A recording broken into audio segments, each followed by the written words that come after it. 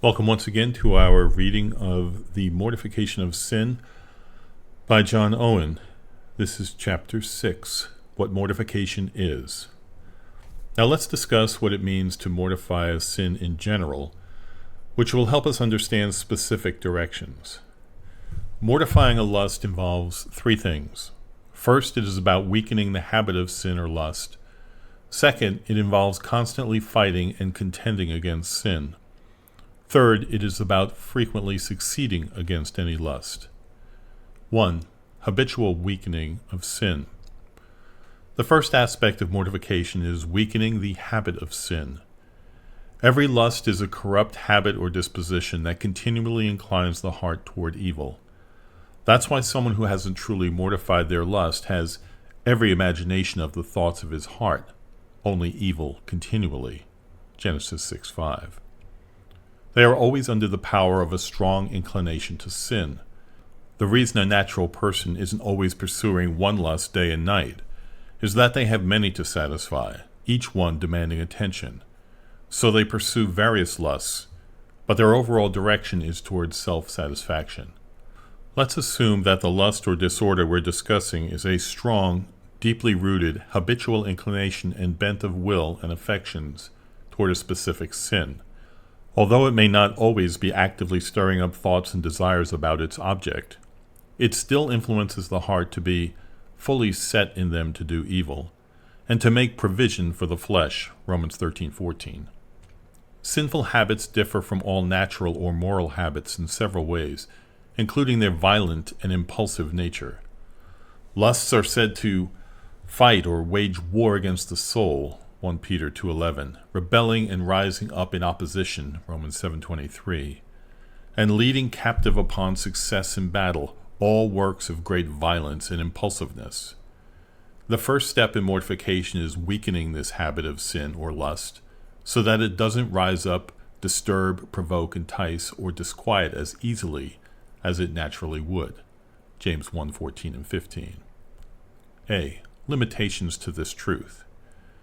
We should note that although every lust naturally inclines and impels to sin, this must be granted with two limitations. 1. The strength of lust varies. One lust, or a lust in one person, may receive many accidental improvements, heightenings, and strengthenings that give it more power and vigor than another lust or the same lust in another person. When a lust aligns with a person's natural constitution, temperament, lifestyle, or circumstances, or when Satan finds a way to manage it, that lust becomes more violent and impulsive than the others or the same lust in another person. This can cloud the mind so that even though a person knows the same things as before, they lose their influence on the will and corrupt affections are set free. Lust can also gain strength through temptation. When a suitable temptation aligns with a lust, it gains new life, vigor, power, violence, and rage that it may not have seemed capable of before. 2. Some lusts are more discernible. Some lusts are more noticeable in their violent actions than others. Paul distinguishes between uncleanness and other sins. Flee from sexual immorality. Every other sin a person commits is outside the body, but the sexually immoral person sins against his own body. 1 Corinthians 6:18. Therefore, the motions of that sin are more noticeable than others. A person may have just as much of a dominant lust for worldly things, but it doesn't create as much turmoil in the soul. Because of this, some people may think they've mortified their lusts, and others may see them as such, even though they still have dominant lusts within them. Their lusts may be about things that don't cause as much turmoil in the soul, and their temperament may not be as closely tied to them as to other lusts. B. Crucifying the flesh. The first step in mortification, then, is weakening this habit so that it doesn't impel, disturb, entice, or disquiet as it once did, killing its life, vigor, promptness, and readiness to be active. This is called crucifying the flesh with the affections and lusts, Galatians 5:24, taking away its blood and spirits that give it strength and power, and wasting the body of death day by day, 2 Corinthians 4:16. When a person is nailed to the cross, They first struggle, strive, and cry out with great strength and might.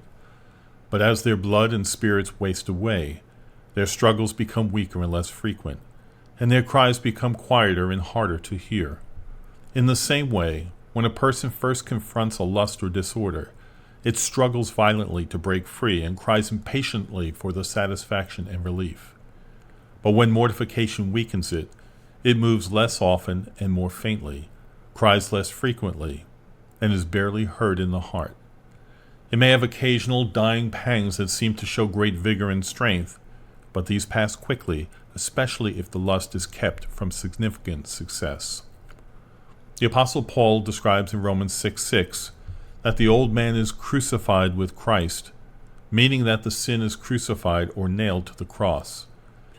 The purpose of this is to gradually weaken and destroy the power of sin, so that we no longer serve it or let it control us as it has done up until now.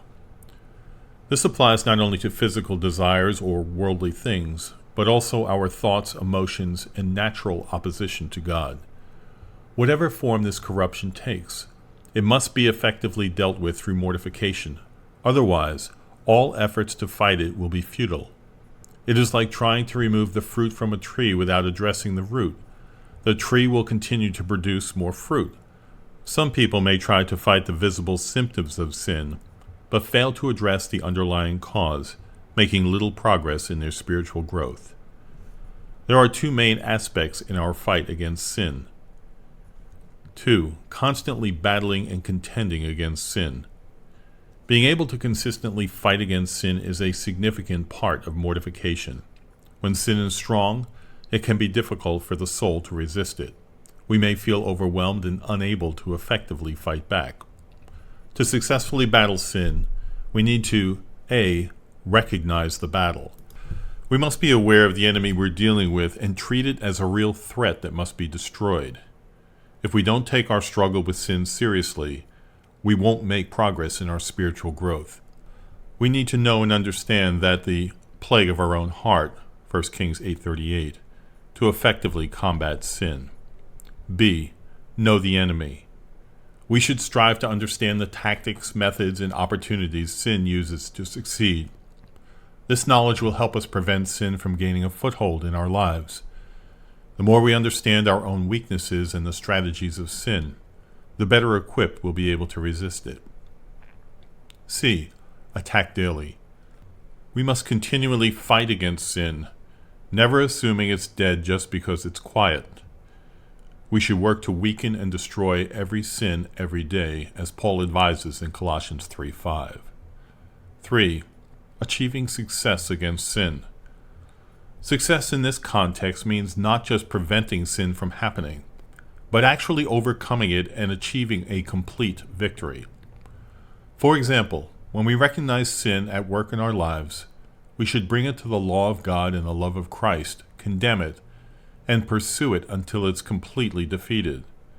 We can consider sin to be mortified to a significant degree when it's weakened at its core, its actions are less frequent and less powerful than before, and it no longer hinders our duties or disrupts our peace.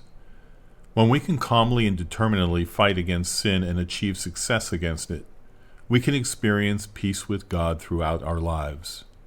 4. Summary. In this section, I discussed the goal of mortification, that is, overcoming a specific troubling issue through which our inherent flaws and weaknesses try to assert themselves.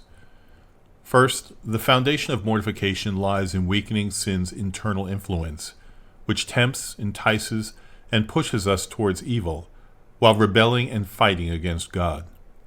This is achieved by establishing and nurturing a principle of grace that directly opposes and destroys sin. For example, pride is weakened by cultivating humility. Anger is weakened by developing patience. Impurity is weakened by fostering purity of mind and conscience. And love for this world is weakened by becoming more spiritually minded. The latter qualities are graces of the Holy Spirit, while the former are various lusts or manifestations of our natural corruption. A second requirement for the mortification is readiness, enthusiasm, and energy of the Spirit, or the new man, Colossians 3:10. in actively confronting and willingly fighting against the mentioned lust, using all available methods and means. This involves consistently relying on the support provided against these temptations and actions. Success to varying degrees can be achieved through these two steps. If the issue does not have an insurmountable advantage due to its inherent nature, it is possible to achieve such a complete victory that the soul may never feel its resistance. The soul will certainly attain a level of peace in accordance with the terms of the covenant of grace.